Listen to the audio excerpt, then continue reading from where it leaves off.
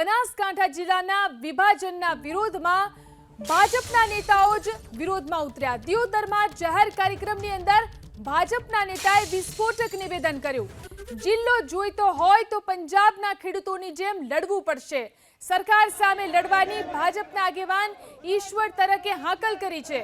જિલ્લા વિભાજનના નિર્ણયનો ધાનેરા, કાંકરેજ અને દિયોદર તાલુકાના લોકો વિરોધ કરી રહ્યા છે। દિયોદરના મધ્યમાં આવેલું હોવાથી જિલ્લા મથક દિયોદરને બનાવવામાં આવે તેવી માંગ કરવામાં આવી રહી છે। ધાનેરાના લોકોનો થરાદ જિલ્લામાં સમાવાતા વિરોધ અહીં પણ જોવા મળી રહ્યો છે, તો કાંકરેજના સ્થાનિકોની પાટણ જિલ્લામાં સમાવવાની માંગ છે। પાટણ જિલ્લામાં ન સમાવાય તો બનાસકાંઠા જિલ્લામાં રાખવાની માંગ કાંકરેજના લોકો કરી રહ્યા છે। આપણે દિયોદર તાલુકાના તમામ લોકો પક્ષથી પર રહી અને આના માટે જિલ્લો જોવે તો લડવું પડશે। જેમ પંજાબના ખેડૂતો બોર્ડર ઉપર બેઠા એ રીતે આપણામાં તાકાત હોય તો જ જિલ્લો ફેર વિચાર કરી, કારણ કે આ તો સરકાર છે, જાહેર કર્યો પ્રોજેક્ટ અને અમે લગભગ સેવા મંડળી હોય, માર્કેટો હોય, સંઘ હોય, એવા 200 પરિપત્રો લઈને સરકારને આપ્યા હતા। પણ જે આપણા વિસ્તાર વિશે સરકાર જોવા જ નથી માંગતી કે કોઈ ભૌગોલિક પરિસ્થિતિ શું છે, કયો જિલ્લો તાલુકો મીડિયમ પડે છે। એટલે ભાજપ અગ્રણી ઈશ્વર તરક આપણી સાથે ફોન લાઈનથી જોડાયા છે। ઈશ્વરભાઈ, તમે નિવેદન આપ્યું છે કે પંજાબના ખેડૂતોની જેમ લડવું પડશે। વિભાજનને લઈને તમારી પ્રતિક્રિયા શું છે?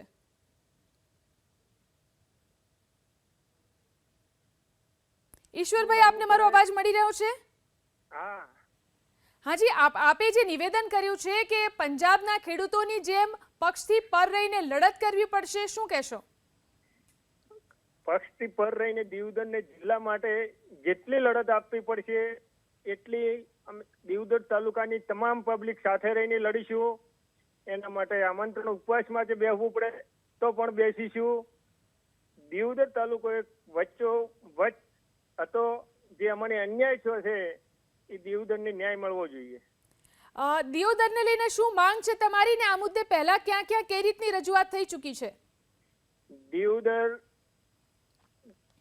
વચ્ચોવચ્ચ હોવાથી જિલ્લો બને, ઓગળ જિલ્લો બને, આ માટે અમે કલેક્ટર, પ્રાંત, મુખ્યમંત્રી સાહેબ સુધી તમામ જગ્યાએ રજૂઆત કરી છે સરકારમાં। જી ઈશ્વરભાઈ, તમને શું લાગે છે કેમ થરાદને જિલ્લો બનાવવાનો નિર્ણય કરવામાં આવ્યો છે? તો થરાદને કેમ જિલ્લો બનાવ્યો એ પણ અમને એક આશ્ચર્ય લાગે છે, કારણ કે બોર્ડરની છેલ્લે થરાદ બોર્ડર ઉપર રાજસ્થાનની પડે છે। દિયોદર જ એક એવો વચ્ચે હતો કે જેની ભૌગોલિક પરિસ્થિતિની પણ સરકારે નજરઅંદાજ કર્યો। જી આભાર ઈશ્વરભાઈ અમારી સાથે જોડાઈને વાત કરવા માટે। તો જે રીતે દિયોદરની અંદર પણ વિરોધનો સૂર, વિરોધનો વંટોળ જોવા મળી રહ્યો છે। અહીં ભાજપના જ અગ્રણી પક્ષથી પર રહી અને લડત ચલાવવાની વાત કરી રહ્યા છે। તેમણે કહ્યું છે કે પંજાબના ખેડૂતોની જેમ લડત ચલાવવી પડશે। દિયોદર મધ્યમાં આવેલું હોવાથી તેને જિલ્લા મથક બનાવવામાં આવે, તેને અલગ જિલ્લો બનાવવામાં આવે તેવી પણ માંગ અહીં કરવામાં આવી રહી છે। તો જ્યારે થરાદને જિલ્લો અલગ ઘોષિત કરવામાં આવ્યો છે, ત્યારે દિયોદરની અંદર પણ વિરોધ જોવા મળી રહ્યો છે। અહીં પણ વેપારીઓ પોતાની દુકાનો સજ્જડ બંધ રાખી અને વિરોધ કરી રહ્યા છે। આ ઉપરાંત કાંકરેજ અને ધાનેરાની અંદર પણ વિરોધના સૂર જોવા મળ્યા છે। દિયોદરના લોકો પણ વિરોધ કરી રહ્યા છે। બનાસકાંઠા જિલ્લાના વિભાજનના વિરોધમાં ભાજપના જ નેતાઓ રસ્તા પર ઉતર્યા છે, વિરોધમાં ઉતર્યા છે। દિયોદરની અંદર જાહેર કાર્યક્રમમાં ભાજપ નેતાએ સ્ફોટક નિવેદન આપ્યું।